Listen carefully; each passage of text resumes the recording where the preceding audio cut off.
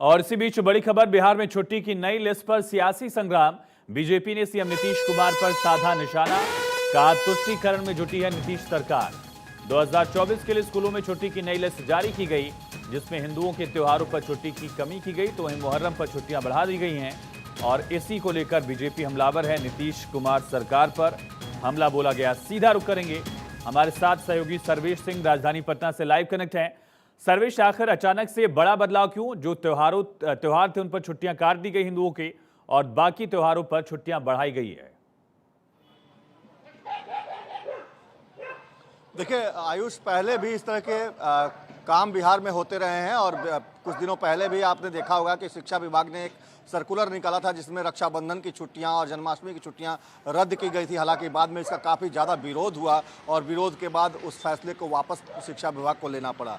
लेकिन 2024 के लिए जो सूची निकाली गई है छुट्टियों की, उसमें सीधे तौर पर मुहर्रम, बकरीद और ईद में छुट्टियाँ बढ़ाई गई हैं। यहाँ तक कि हज़रत मोहम्मद साहब के जन्म दिवस पर भी छुट्टियाँ दी गई हैं।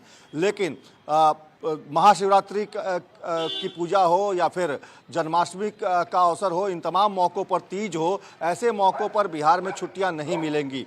ये साफ तौर पे उस सर्कुलर के जरिए पता चलता है कि बिहार सरकार ने उन छुट्टियों में कटौती की है। निश्चित तौर पे इसको मुस्लिम तुष्टीकरण से बीजेपी जोड़कर देख रही है और सीधे तौर पर ये मान रही है कि जिस तरीके से बिहार के कुछ हिस्सों में, जैसे कि अररिया, पूर्णिया और किशनगंज में शुक्रवार को स्कूलों में छुट्टियाँ दी जाती हैं क्योंकि मुस्लिम बहुल क्षेत्र है वहाँ पर, और शुक्रवार को जुमे की नमाज होती है, तो जुमे की नमाज की वजह से वहाँ पे शुक्रवार को छुट्टियां दी जाती हैं। तो उसी की तर्ज पर बीजेपी का आरोप है कि अब पूरे बिहार में इस्लामिक कैलेंडर को स्थापित करने की नीतीश कुमार की कोशिश है। आयुष, सर्वेश, सियासत कैसे हो रही है इस मुद्दे को लेकर? खास करके गिरिराज सिंह ने कहा कि ग़ज़वा हिंद का हिस्सा है, एक बड़ा सियासी मुद्दा दिख रहा है ये।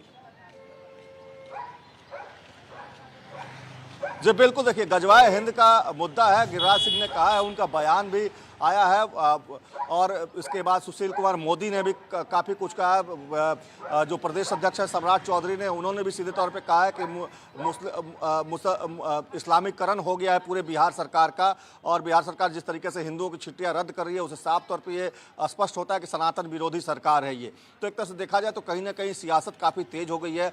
जहाँ तक सत्ता पक्ष की बात करें तो उनका यही कहना है कि शिक्षा के अधिकार के तहत जो भी माकूल कदम है शैक्षणिक गुणवत्ता को सुधारने के लिए, वो शिक्षा विभाग कर रहा है। और अगर इसको लेकर कोई विरोध हो रहा है, अगर शिक्षकों में इसको लेकर कोई रोष होगी तो उस पर कार्रवाई की जाएगी, उस पर विचार किया जाएगा। लेकिन फिलहाल जो कुछ भी किया गया वो नियम अनुकूल है, ये सीधे तौर पर सत्ता पक्ष का कहना है। लेकिन बीजेपी हमलावर है और बीजेपी लगातार इस मुद्दे को उठा रही है। क्या इस विभाग के मंत्री वही चंद्रशेखर हैं जो लगातार व्यवहारिक टिप्पणियां कर रहे थे सनातन धर्म पर?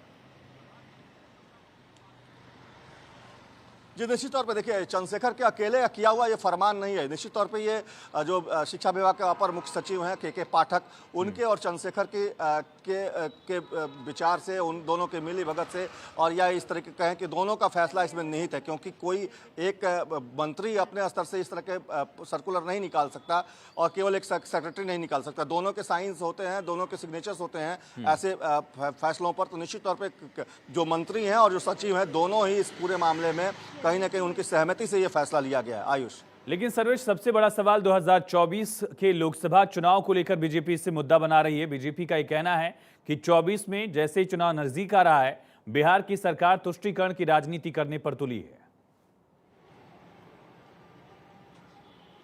जी बिल्कुल आयुष, देखिए जाति आधारित गणना जब से हुई है तब से लेकर जाति को लेकर विशेष तौर पे हर पार्टियां अपने अपने स्तर से कार्रवाई करने में लगी हुई हैं और उनको लुभाने की कोशिश में लगी हुई हैं।